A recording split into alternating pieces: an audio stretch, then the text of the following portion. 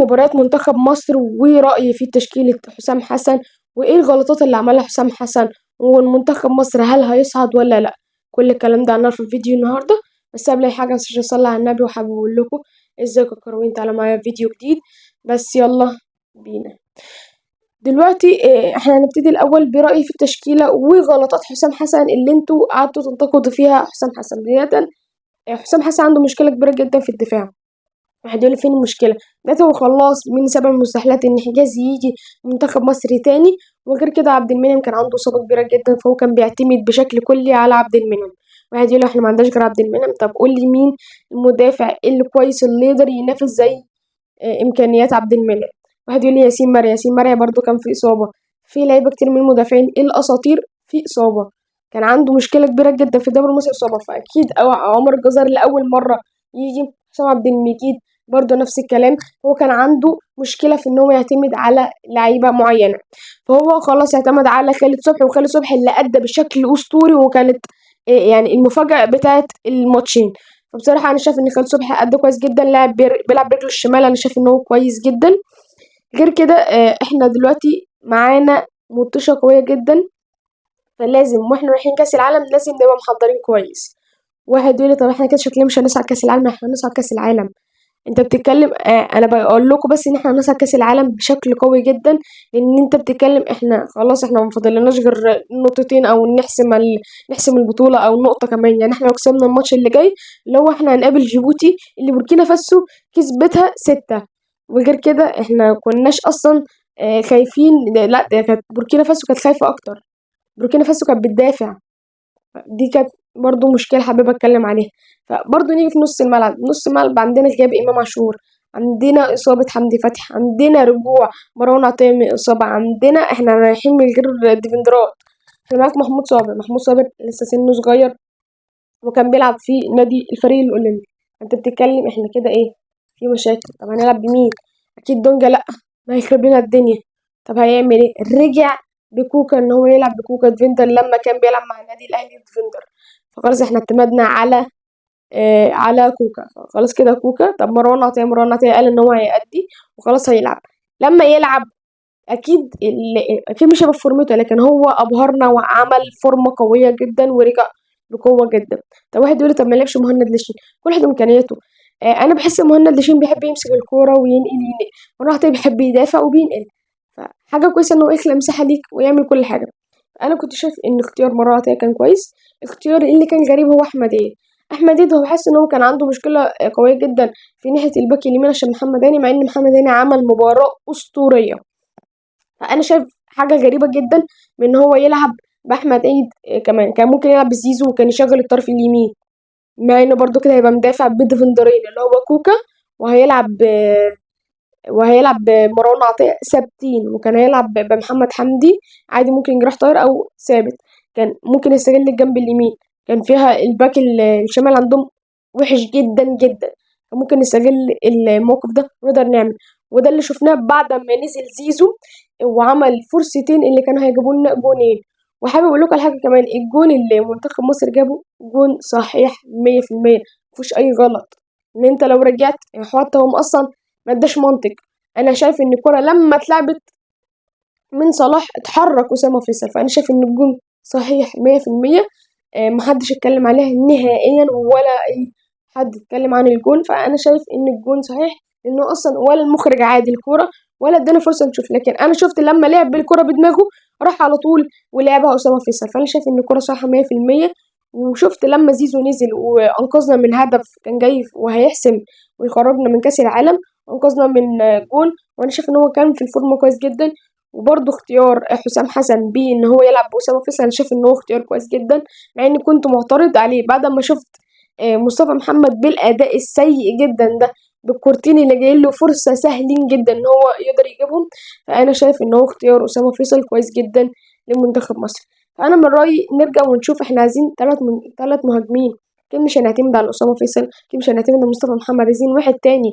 عمر مرموش اللي هو خلاص بنسبه كبيره وشكله عنده اصابه قويه جدا، واحتمال هيغيب شهور معينة، أو ممكن يقدر يرجع بقوة. فأنا شايف إن إحنا لازم نعوض. إحنا شايفين إن تريزيجيه كان بيلعب كويس جدا، انا من رايي هو كان التشكيل عباره عن ان هو ايه، شوت يا تريزيجيه، شوت يا تريزيجيه، شوت يا تريزيجيه. طب ايه يعني، اكيد تريزيجيه مش دافع تذكره. اللي يخلي تريزيجيه واللي يكون بالاكتف واللي يكون واخد ان هو انا اللي هشوط ومش انا اللي هشوط، ده تعليمات من المدرب. مفيش واحد هيعمل كده. شاط الفاول اللي ضيعها في السما، شاط الكوره واتصدت، شاط الكوره وبرضه اتصدت. فيعني انا مش فاهم هو اللي يخليه ياخد الجرأة دي، ان هو واخد تعليمات من المدرب. اي نعم ان هو اللي كان واخد الحظر عليه جدا ان هما بوركينا فاسو كانوا مركزين جدا مع تريزيجيه عشان هو اخر مره جاب فيهم جونين والمباراه خلصت 2-1 في مصر. فانا شايف ان هو دي تعليمات غريبه جدا. يعني انا شايف ان مروان عطيه لما كان هو بيقدر وهو بيشوط، انا شايف مروان عطيه فاتح جدا. فيا ريت يركز في اللقطات القليله دي ونركز ان احنا نفتح مساحات. هو كان بيلعب بطريقه دفاعيه قويه جدا لان هو خايف اي غلطه تيجي بجون، ودي مشكله وحشه جدا. لان لما انت بتدافع بشكل كبير هو المدرب هياخد باله فهيهاجم عليك بقوة. طول ما الضغط على المدافعين ممكن يولد خطأ، يولد أخطاء، فهيجي جون بسهولة جدا. فياريت لما تركز على تلعب لعب هجومي. يعني انت لو بتدافع شغل طرف واحد. يعني زيزو لو لعب كان هيشغل نص الملعب كله مع نزول تريزيجيه اللي كان بينزل وياخد المساحة ويطلع بالكرة. زيزو لو كان معاه كان هيفتح مساحات. علي زيزو بيفهم في حاجة واحدة، بيفهم لما كانت الكرة بتتلعب من محمد حمدي لما لقاش ولا واحد في ال18 واللي كان أسامة فيصل جنبه. طب ازاي؟ المفروض انت المهاجم، انت اللي تعمل الكفر، انت اللي تبقى جوه في الهجوم. طب انت ازاي واقف جنبي؟ حاجة حلوة جدا من زيزو. انا بشوف زيزو لما بيلاقي الحتة دي بيضم على طول وبيخش في ال18 يلعب بدماغه. لا هو لعيب فاهم مساحات، يعني شايف ان المسافة دي فاضية اروح هناك اي حد يمسك جون. دي كانت هتبقى حلوه جدا. وشايف برضو امام عاشور كان عنده الحاجه دي.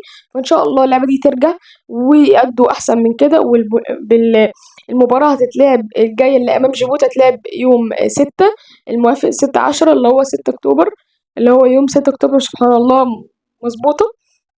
فانا شايف ان منتخب مصر هيعمل اداء كويس. وانا بقول لك ان خلاص بنسبه 99.99 ان خلاص منتخب مصر في كاس العالم. واحد يقول لي طب مين اللي كمان رايحين؟ انت بتتكلم المغرب، تونس، الأردن، في كذا فريق تاني. وغير كده الجزائر معانا في نفس الوقت. يعني لو الجزائر خدت البطولة، لو الجزائر خدت كسبت الماتش اللي جاي هتصعد، ولو احنا خدنا الماتش اللي جاي صعدنا. ماتش سهل عند الجزائر وماتش سهل عندنا، فيا ريت ما نضيعش الفرصة دي ونقدر ان احنا نكسب. انا شايف ان هتبقى اسهل بطولة كاس العالم. واحد يقول لك طب دي سهلة جدا يا حسام حسن. فكر حلو ان هو لما حط حاجة في دماغه وقال لك ان انا هدرب منتخب مصر واصعد مصر لكاس العالم، حاجة حلوة. وانا شايف انا من رأيي ان انا بحب جدا رأي حسام حسن وتفكير حسام حسن.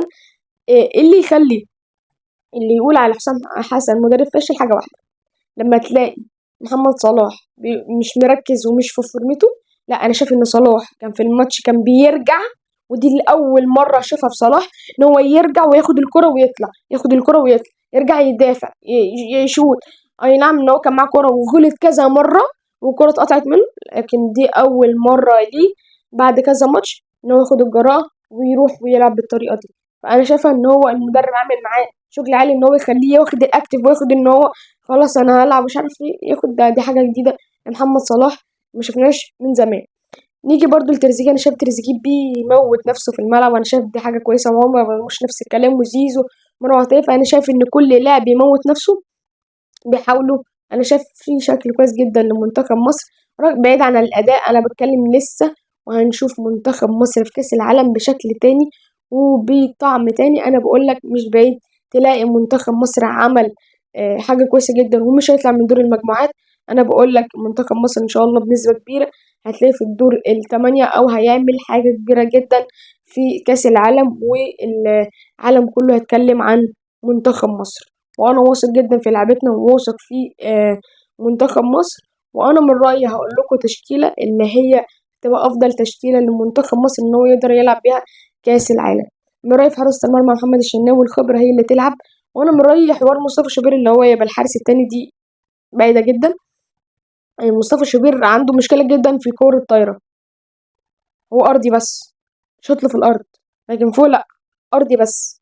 فأنا شايف إن نشوف حارس تاني اللي يبقى الحارس التاني لمحمد الشناوي. أنا شايف مصطفى شوبير نهائيًا لأ، شايف من رأيي حارس تاني ياخد المكان. أنا من رأيي أحمد الشناوي على الأقل يبقى الحارس التاني، حاجة كويسة جدًا نأمن بيها لحراسة المرمى. نلعب بيه 4 في الدفاع، هنلعب بيه رامي ربيعة، محمد عبد المنعم، ناحية اليمين محمد هاني بعد الماتش العالمي الأسطوري اللي عمله، ناحية الشمال اللي عندنا مشكلة كبيرة جدًا. أنا من رأيي مش عارف، أنت ممكن تشوف لك كريم حافظ، يحيى زكريا اللي عمل ماتش عالمي، بس يحيى زكريا هو جون حلو لكن ما عملش اللي هو العرضيات وكذا حاجة. محمد حمدي مشكلته إن هو ما عندوش فكر هجومي، الكورة اللي بيعملها عالية وخلاص.